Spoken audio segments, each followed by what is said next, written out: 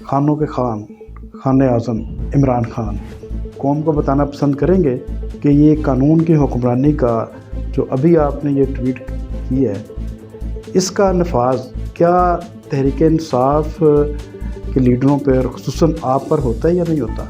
शौकत खानम को खैराती फंड्स मिलने वाले बहुत बड़ी रकम, उसकी आपने सरमायाकारी की, किसी को आप जवाब दे हैं?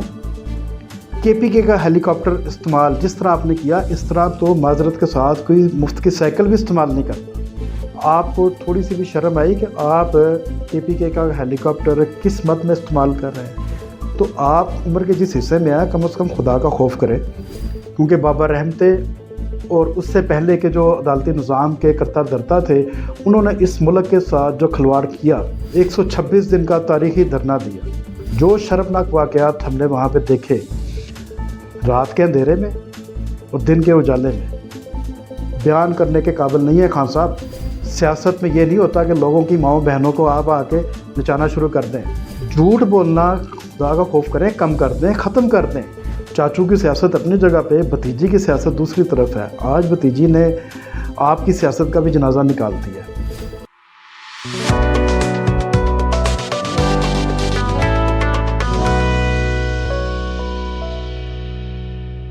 अस्सलाम वालेकुम नाज़रीन, वायर एशिया न्यूज़ के प्लेटफॉर्म पर मज़रत फैल आपसे मुखातिब है।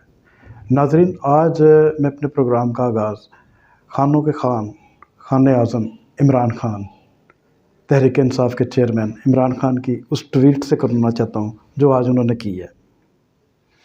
खान साहब की जो ट्वीट है, उसके मुताबिक उन्होंने कहा है कि कानून की हुक्मरानी के बगैर जमहूरियत का तस्वर ही महाल है और एक मजबूत, आज़ाद और मुतबर अदालती निज़ाम कानून की हुक्मरानी यकीन बनाता, दस्तूर की हिफाजत करता है, कौम इंतखाबात के हवाले से लाहौर हाई कोर्ट के फ़ैसले की तहसीन करती है और आइन की बालादस्ती निज़ाम अदल से वाबस्ता उम्मीदें ज़िंदा करने के लिए अदलिया की पुश्त पर खड़ी है। खान साहब, आपकी बात बिल्कुल ठीक है, बजा फरमाया आपने।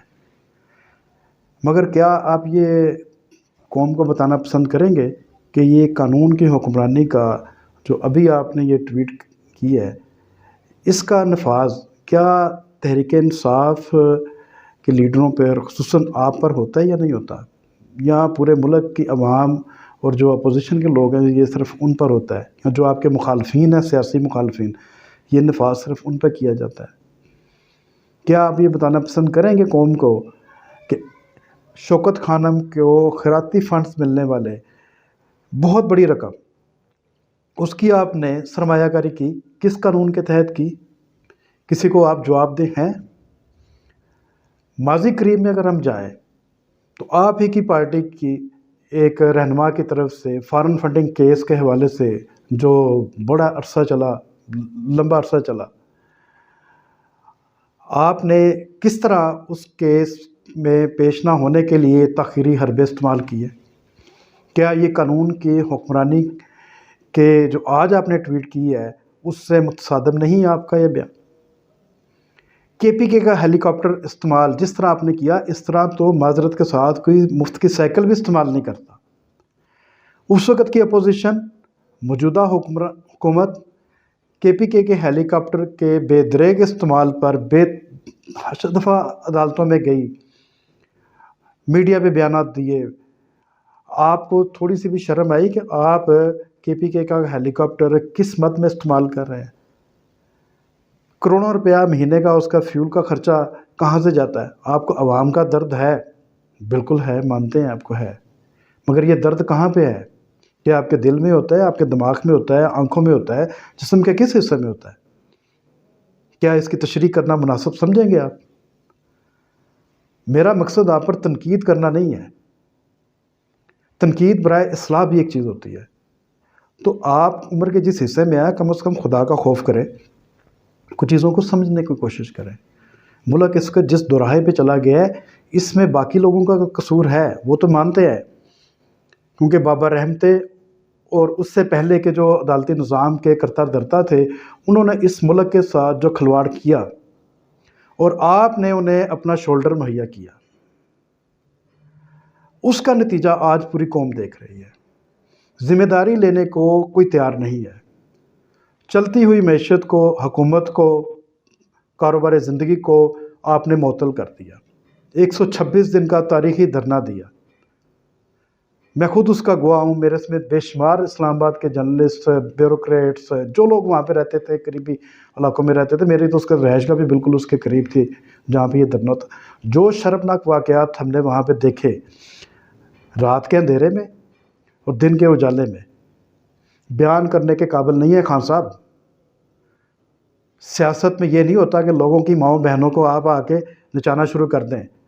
آپ کی اپنی بیگم قابل احترام ہے، ہمارے لیے خاتون ہے، آپ کی اپنی بہنیں ہمارے لیے بہت قابل احترام ہے، خواتین ہیں۔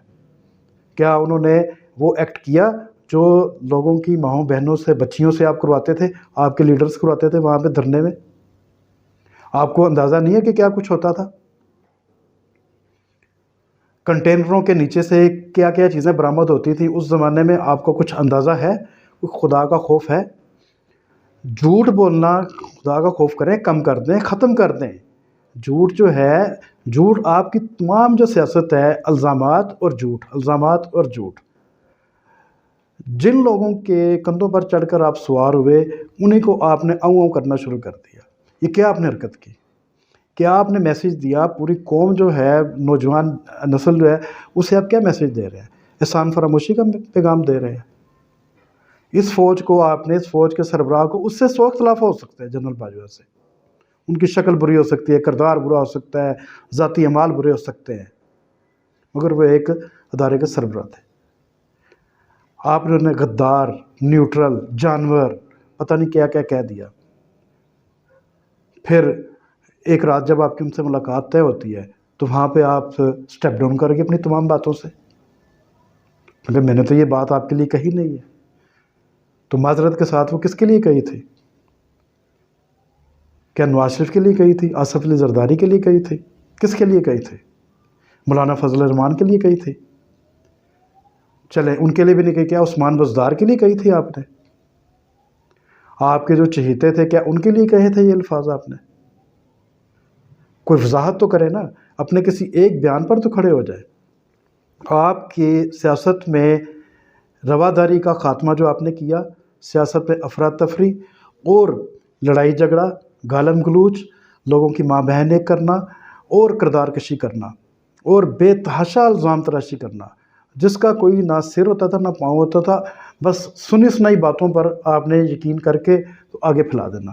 اور آپ اپنے ان باتوں کی خود تصدیق کر چکے ہیں ماضی میں، 35 پنکچر کی تصدیق آپ خود کر چکے ہیں۔ جی میں نے تو یہ بات سنی تھی تو میں نے کہہ دی۔ کیا سیاستدان ملک اور قوم کے رہنما اس طرح ہوتے ہیں؟ انہیں ایک رول ماڈل بننا چاہیے۔ آپ سمجھتے ہیں کہ آپ رول ماڈل ہیں؟ آپ نے تو پورے کا پورا ماڈل ہی خراب کر دیا ہے۔ آئے جائیں ماڈل ٹاؤن جا کے دیکھیں، وہاں پہ آپ کو شاید کوئی ماڈل مل جائے، آپ کو شاید کوئی عقل و فراست مل جائے وہاں پہ۔ خدا کا خوف کریں، ملک جس بھنور میں پھنس چکا ہے، اس میں سب سے زیادہ قصور اس وقت آپ کا ہے، آپ کی پارٹی کا ہے، آپ کے پارٹی کے لوگوں کا ہے، ان کے بیانات کا ہے، جس کی وجہ سے آج ہم اس میچ تک پہنچ چکے ہیں۔ مہنگائی پورے دنیا کا ایشو ہے، صرف پاکستان کا ایشو نہیں ہے۔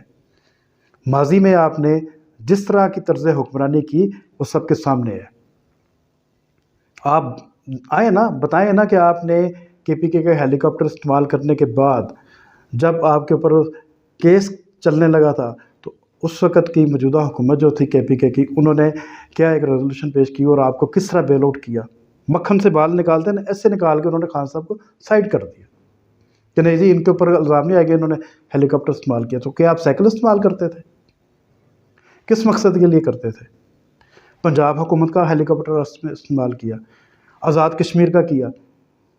آپ کو اگر ہیلی کاپٹر استعمال کرنے کا اتنا ہی شوق ہے تو جہاز بننے کے بجائے ہیلی کاپٹر لے لیں۔ تھوڑا سا تحمل کا مظاہرہ کریں، سیاست میں بردباری کا مظاہرہ کریں۔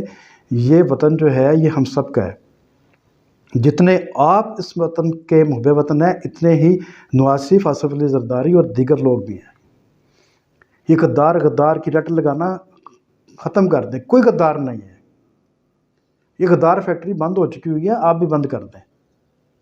اور یہ جو آپ نے آج ٹویٹ کی ہے، اس ٹویٹ پہ اگر آپ سمجھتے ہیں کہ آپ سچے ہیں تو آئیں آپ پہلے خود عمل کریں اس پہ۔ آپ ہی کی وجہ سے آج حالات اس نیچ پہ پہنچے ہیں کہ آج مہنگائی کی وجہ سے آئی ایم ایف کے ساتھ جس طرح اس حکومت نے ڈیل کی، یہ ڈیل آپ نے کی تھی۔ مجھے تو اس بات پہ حیرانگی ہوتی ہے کہ موجودہ حکومت جو ہے وہ کیوں نہیں اس ڈیل کے تمام نقصانات جو آپ نے کیے تھے ماضی میں آئی ایم ایف کے ساتھ، آپ کی حکومت نے کیے تھے، آپ کے وزیر خزانہ نے کیے تھے، وہ منظر عام پہ لے کے آئیں، اسے سب کو رکھ دیں سب کے سامنے۔ وہ پتہ نہیں کس مسلط کا شکار ہے۔ چاچو کی سیاست اپنی جگہ پہ، بھتیجی کی سیاست دوسری طرف ہے۔ آج بھتیجی نے آپ کی سیاست کا بھی جنازہ نکال دیا اور اپنے چاچو کو بھی تھوڑا سا اس نے کشن دینے کی کوشش نہیں کی، مگر آئینہ دکھا دیا۔ اب یہ انہوں نے مریم نواز نے یہ آئینہ کیوں دکھایا ہے، اس پہ آئندہ آنے والے دنوں میں بات کریں گے، مگر مریم نواز نے آج جو باتیں کی ہیں، اسی طرح پاکستان پیپلز پارٹی جو باتیں کر رہی ہے اس کی لیڈرشپ، وہ ساری کی ساری وہ ہے کہ اس جو آپ نے پھیلائی ہوئی تھی، آپ کا گند جو پھیلایا ہوا تھا، اب باقی جو سیاسی لوگ ہیں وہ اسے سمیٹنے کی کوشش کر رہے ہیں۔ ہاں، اس میں تلخی ضرور آ رہی ہے، سیاست میں حدت ضرور پیدا ہو رہی ہے۔ اب یہ سب کا کام ہوگا کہ مل بیٹھ کر اس حدت کو کم کریں، مگر اس حدت کو کم کرنے سے پہلے اس ملک میں جو مہنگائی کا گراف ہے اسے کسی طرح کنٹرول کرنا پڑے گا۔ معذرت کے ساتھ جو پاکستان کے ڈیفالٹ ہونے کا رونا پیٹا جا رہا ہے اسے بھی ختم کرنا پڑے گا ہم سب کو، اور تمام سیاسی قوتوں کو مل کر اس کا ڈنڈورا پیٹنا بند کر دینا چاہیے۔ ڈیفالٹ کوئی ڈیفالٹ، ماضی میں بھارت کے $1 ارب کے ذخائر رہ گئے تھے اور ہم سے بہت بری حالت میں تھا۔ ہماری حالت اتنی بری نہیں ہے۔ ہمارے ہاں آج بھی جو مزدور ہے وہ کم از کم 3 وقت کا نہیں تو 2 وقت کا کھانا کھا کے سو رہا ہے۔ چھوٹی سی مثال اس کی میں ناظرین کو بتاتا چلوں کہ 98 میں سارک سبمٹ میں انڈیا جانے کا اتفاق ہوا، فرینڈ شپ بس سروس شروع ہوئی تھی، اس پہلی بس سروس میں گیا۔ جنگ کے انور قدوائی صاحب اس زمانے میں مرحوم فوت ہو چکے ہیں، وہ بھی ساتھ تھے، بڑا بڑا ڈیلیگیشن تھا بزنس کا اور پالیٹیشین تھے۔ رانا ثناء اللہ اس زمانے میں نیا یہ مار کھا کے فارغ ہوئے تھے فوجی جنتا سے، تو ان کی موئش میں مونڈ دی گئی تھی، تو نئے ان کے بال آئے تھے، یہ بھی اس ڈیلیگیشن کا حصہ تھے ہمارے ساتھ۔ وہاں پر دہلی کی اور بمبے کی سڑکوں پہ جو حال ہم نے دیکھا، اور بمبے کے جو ریلوے اسٹیشن تھے وہاں پر ٹرینوں پہ خاندانوں کے خاندان دیکھے، اور معلوم کرنے پہ پتہ چلا کہ ان کی تیسری نسل جو ہے، یہ 98 کی میں بات بتا رہا ہوں، وہاں پہ جمے، وہیں پہ پلے، وہیں پہ مر گئے، اور ان کی تیسری نسل جو ہے وہ ریلوے اسٹیشنوں پر ہی پروان چڑھ رہی ہے۔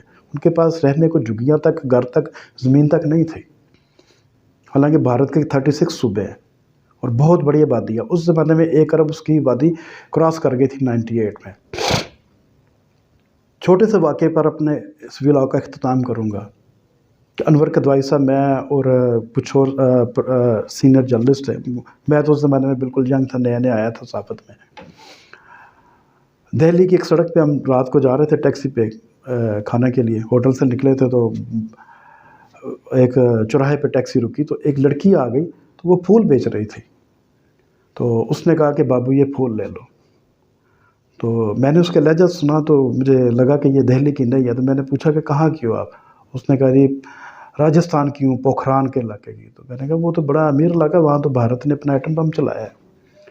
تو اس لڑکی نے مجھے آج بھی میرے الفاظ یاد ہیں، اس نے کہا کہ بابو وہ ایٹم بم ہمارے اوپر گرا دو، وہ ہمارے پیٹ کی بھوک ختم نہیں کر سکتا۔ ناظرین، کم از کم پاکستان میں آج یہ صورتحال نہیں ہے، مگر ہماری جو موجودہ سیاسی اشرافیہ ہے جس میں پی ٹی آئی سر فہرست ہے، اس صورتحال کو اسی طرح پورٹرے کری ہے جس طرح بھارت میں یہ واقعہ میں نے بتایا۔ ہمارے یہاں غربت کا وہ معیار نہیں ہے، مہنگائی بھی ہے، ذخیرہ اندوزی بھی ہے، ساری چیزیں ہیں، مگر ہم اس سٹیج پہ نہیں گئے، ہمیں اس سٹیج پہ جانا بھی نہیں ہے، اور انشاءاللہ تعالیٰ جائیں گے بھی نہیں۔